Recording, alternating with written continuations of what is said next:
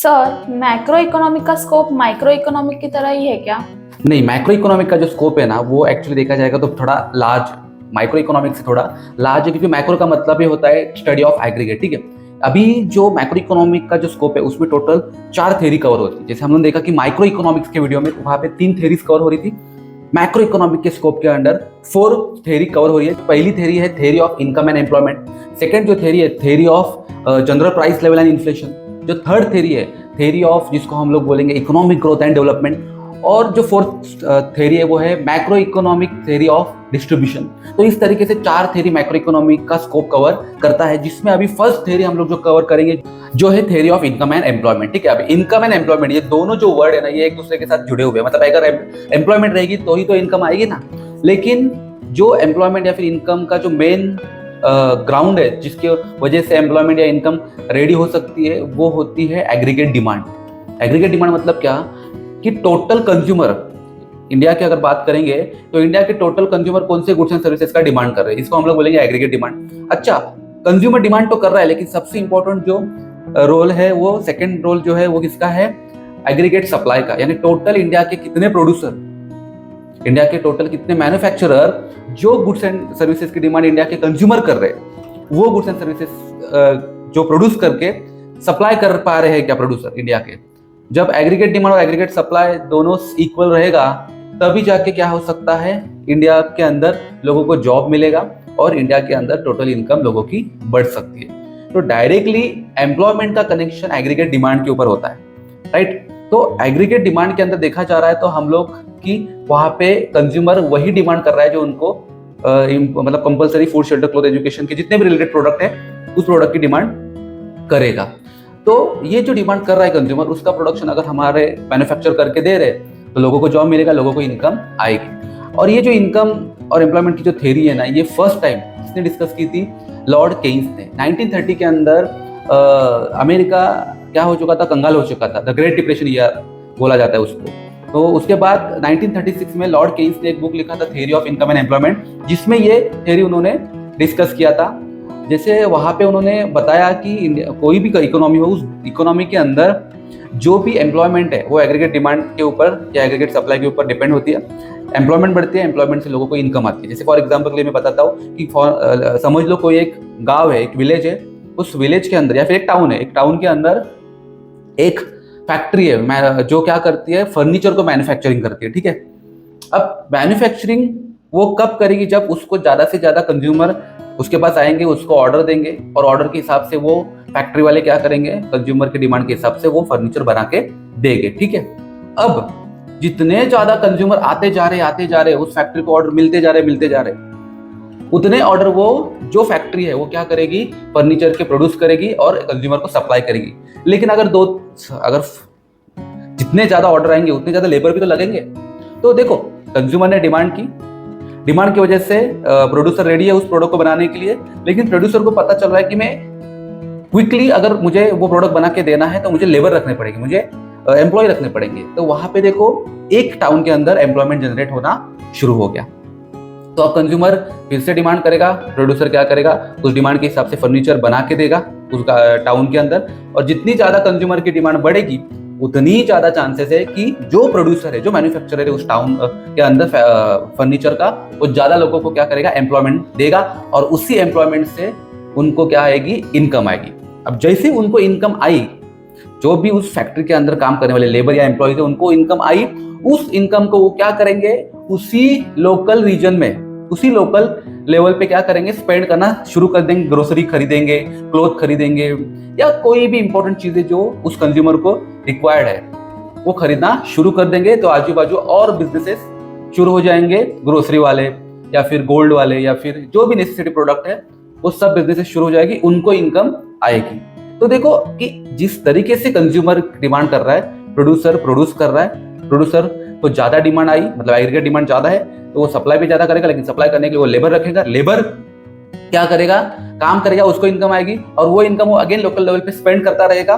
तो local level पे और बिजनेसेस ओपन होंगे और बिजनेसेस को भी क्या आएगी, इनकम आएगी। और इस इनकम को ही हम लोग या इस थ्योरी को हम लोग बोलेंगे theory of income and employment. और theory of income and employment without consumption without investment कभी भी पॉसिबल नहीं है। क्योंकि देखो यहाँ पे इस थ्योरी के अंदर क्या समझ में आ रहा है कि जो कंज्यूमर है वो क्या कर रहा है, कंटिन्यूअसली डिमांड कर रहा है, यानी कंजम्पशन कर रहा है, बराबर ना। कंजम्पशन कर रहा है इसलिए तो प्रोडक्शन हो रहा है ना। अब प्रोडक्शन होगा तो इन्वेस्टमेंट करना पड़ेगा, गवर्नमेंट को भी स्पेंड करना पड़ेगा, इंफ्रास्ट्रक्चर रेडी करना पड़ेगा, क्योंकि ज्यादा से ज्यादा प्रोडक्शन हो रहा है, राइट। तो investment function and consumption function के बिना theory of income and employment अधूरी है। इसलिए investment and consumption both function are very important.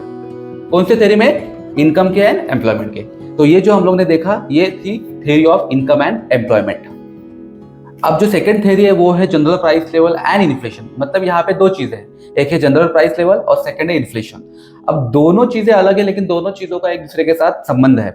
अब हम लोग पहले एक्सप्लेन करते हैं general price level. General price level मतलब क्या कि जैसे मान लो कि इंडिया के अंदर जो भी कंज्यूमर है वो अपने लाइफ को जीने के लिए कुछ डेली इसेंशियल लाइक ग्रोसरी, मतलब वेजिटेबल्स, मिल्क, जो भी नेसेसिटी ग्रोसरी आइटम है वो खरीदता है और उसको कुछ प्राइस पे करता है। इसके बाद एजुकेशन या हेल्थ या होम, ये सब चीज़ें खरीदने के लिए भी कुछ प्राइस पे करता है। तो इसकी टोटल ओवरऑल प्राइस जो है उसका एवरेज निकाला जाएगा कंज्यूमर प्राइस इंडेक्स इस मेथड का इस्तेमाल करके, और जो प्राइस आएगी उस प्राइस को हम लोग बोलेंगे जनरल प्राइस लेवल। ठीक है, तो जनरल प्राइस लेवल यानी टोटल जिंदगी, मतलब एक कंज्यूमर को पूरे साल में, जैसे मान लो कि 2023 और 2024 में एक साल में एक कंज्यूमर को ये जितने भी गुड्स एंड सर्विसेज है जो नेसेसिटी है उसको खरीदने के लिए, उसकी जो कॉस्ट जाती है वो 5 लाख रुपीज जाती है ईयरली। ठीक है, अब नेक्स्ट ईयर 2024 एंड 2025 में यही कॉस्ट जो है गुड्स एंड सर्विसेज को खरीदने की, ये कॉस्ट जाती है 5,50,000 रुपीज। यानी यहाँ पे क्या हुआ है कि जो भी 50,000 की जो ग्रोथ हुई है वो एक्चुअली ये सिचुएशन है कि वो बता रहा है कि आपकी जनरल प्राइस लेवल में बढ़ोतरी हुई है, मतलब ग्रोथ हुई है। अब ये ग्रोथ नहीं है, ये एक्चुअली है इन्फ्लेशन। मतलब आप जो डेली इसेंशियल प्रोडक्ट के जो प्राइसेस होते हैं वो बढ़ गए हैं 10% से। तो जनरल प्राइस लेवल और इन्फ्लेशन इन दोनों का संबंध तो नहीं है, लेकिन जनरल प्राइस लेवल की वजह से बढ़ने की वजह से इकोनॉमी के अंदर इन्फ्लेशन की सिचुएशन है ये समझ में आती है। और इस थ्योरी को भी माइक्रो इकोनॉमिक क्या करता है, एक्सप्लेन करता है, माइक्रो इकोनॉमिक अंडरस्टैंड करता है, और इसलिए micro economic general price level and inflation की थ्योरी भी उसके स्कोप में कवर। जो थर्ड थ्योरी है उस थ्योरी को बोला जाता है theory of growth and development, यानी theory of economic growth and development, जिसमें ग्रोथ एंड डेवलपमेंट दोनों वर्ड अलग है और दोनों का मतलब भी अलग है। लेकिन पहले ग्रोथ होगा, यानी पहले ग्रोथ होगा तो ही डेवलपमेंट पॉसिबल है। ठीक है, तो अभी ग्रोथ होने के लिए क्या होता है कि जो भी इकोनॉमी है या जो भी देश की इकोनॉमी है, उस देश के इकोनॉमी के अंदर जितने भी लोग रहते हैं उस देश के लोगों को जो भी इसेंशियल नीड है, जैसे food, shelter, cloth, education and health, ये जितने भी इंपॉर्टेंट चीज़ें ये टाइम टू टाइम अवेलेबल है, तो शायद वहाँ पे ग्रोथ हो चुकी है।